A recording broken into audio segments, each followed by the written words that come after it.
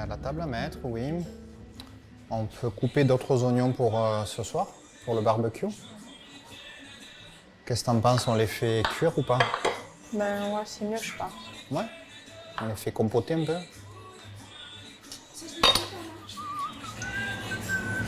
Compliqué.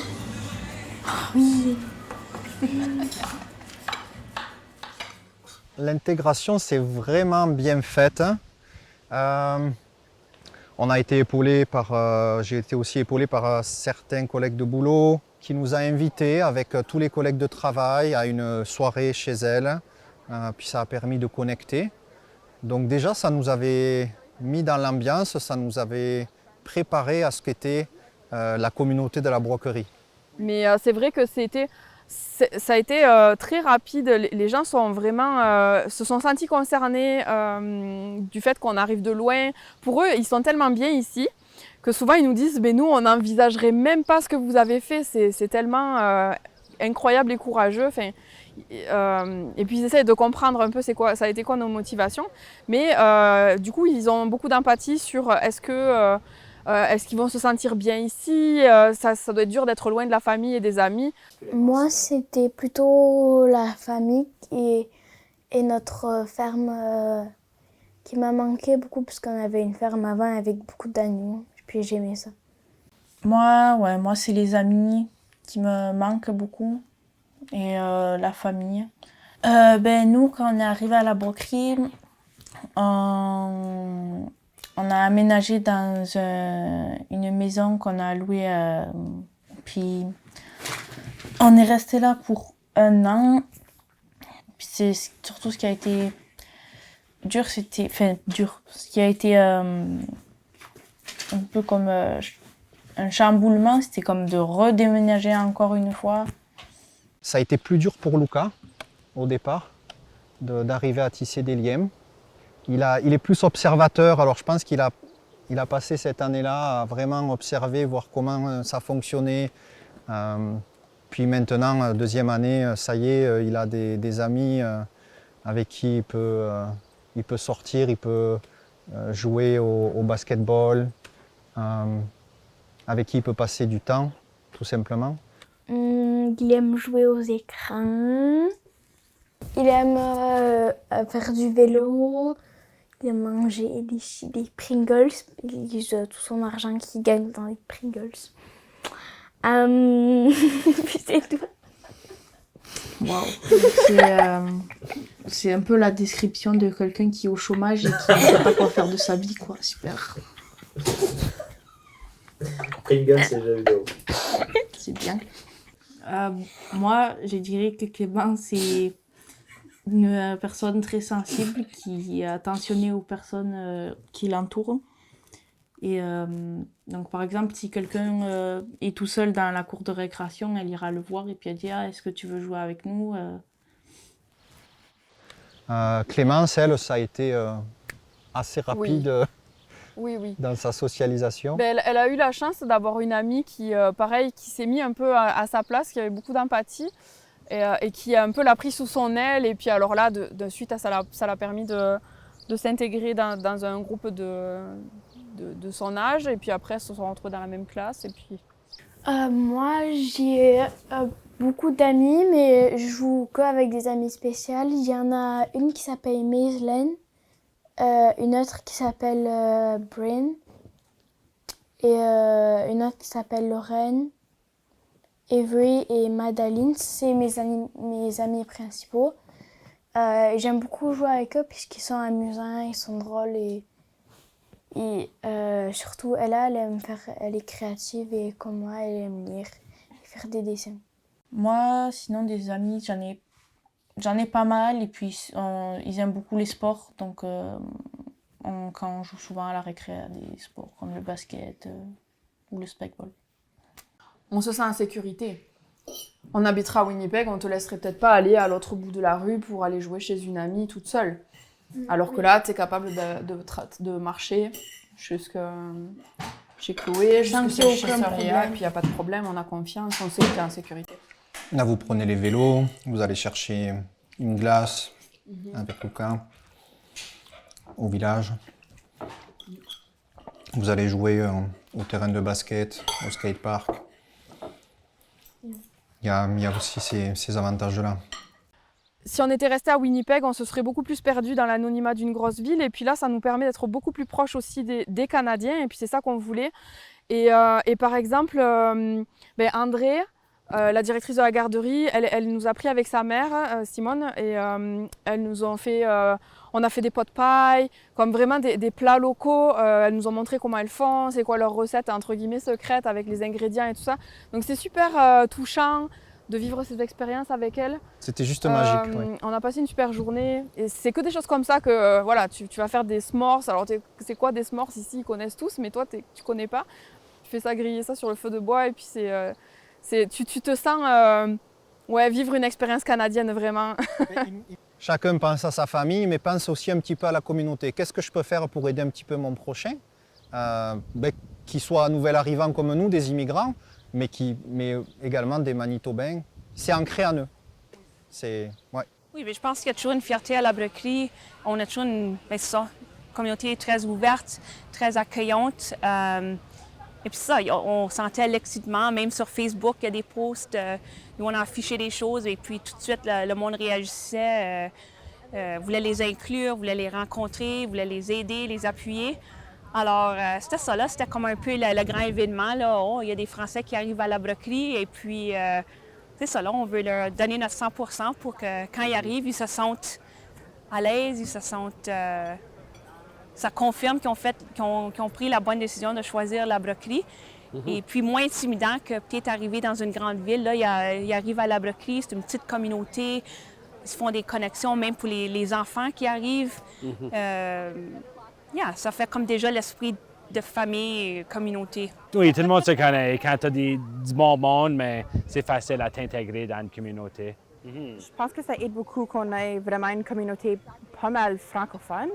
Alors, on a plusieurs différents comités et groupes de personnes qui se mettent ensemble et ça se fait en français. Alors, on a la comité culturelle, on a la garderie en français, on a Femmes rurales, on a toutes sortes de différents programmes où ils pouvaient vraiment s'intégrer dans leur langue naturelle qui le faisait beaucoup plus facile. Ils pouvaient se rendre au poste, chercher leurs choses et se communiquer en français.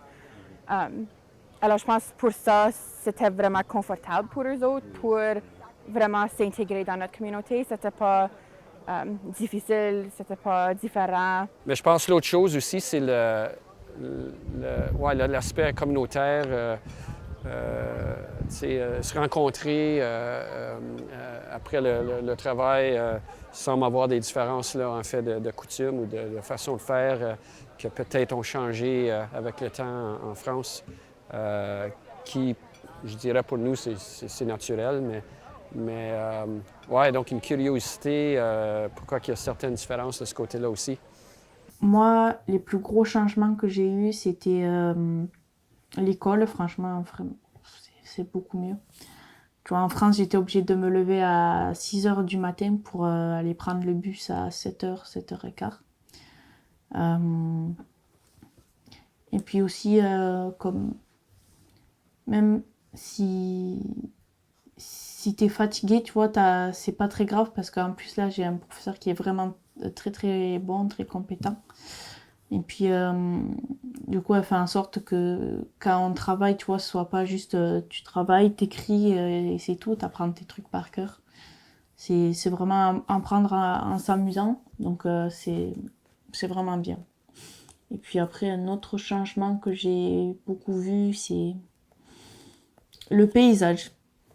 Le paysage n'est pas du tout le même qu'en France. C'est plus plat, mais au moins ça fait moins de route quand on va à Winnipeg, par exemple. Puis il y a moins de virages, donc j'aime bien. La nature, ça serait probablement une autre chose. Comme je veux dire, il y a beaucoup de nature ici, mais où Alex vient, c'est beau là-bas. D'après les photos, wow, c'est du beau paysage et ça nous fait curieux d'aller voir chez eux un jour. On va croire, les gens, vous allez croire qu'on vend du rêve là, que c'est... Mais non, mais c'est vraiment réel. Et puis après, effectivement, il peut y avoir des défis, mais ça va être plus des défis d'ordre la famille qui va manquer ou ma région, moi en France, c'est l'Aveyron que je garderai toujours dans mon cœur. Mais à côté de ça, on ne trouve pas tellement de... Nous autres, on ne trouve pas tellement de défis, quoi. Peut-être le côté médecin pour trouver un médecin, mais je dirais qu'à Winnipeg, c'est peut-être le même... Je pense que c'est les défis au niveau de la province, c'est pas spécialement lié au rural. Et même, je dirais même qu'on a la chance d'avoir l'hôpital de Sainte-Anne pas très loin, où on a des services en français. Alors chaque fois qu'on a eu besoin d'aller aux urgences, on a été reçus extrêmement rapidement, c'est comme moins d'1 heure, pour voir un médecin en français. Donc je sais que j'ai des collègues de Winnipeg qui viennent des fois aux urgences à Sainte-Anne parce que c'est plus rapide. Et puis même au niveau professionnel, le fait d'avoir tes compétences qui sont reconnues beaucoup plus, et aussi cette bienveillance, cette reconnaissance que tu as des employeurs aussi, c'est...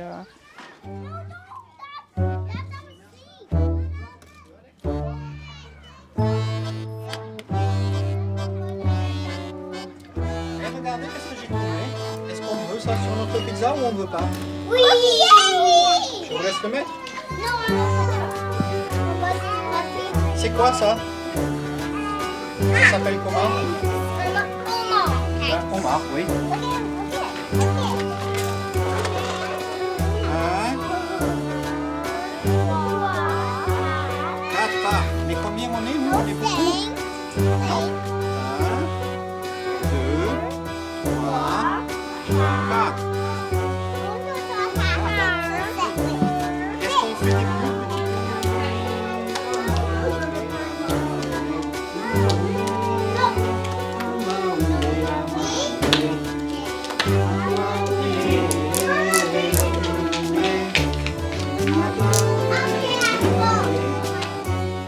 On était encore en France quand j'ai eu un forum pour l'emploi qui était spécialisé dans le milieu de la jeune enfance.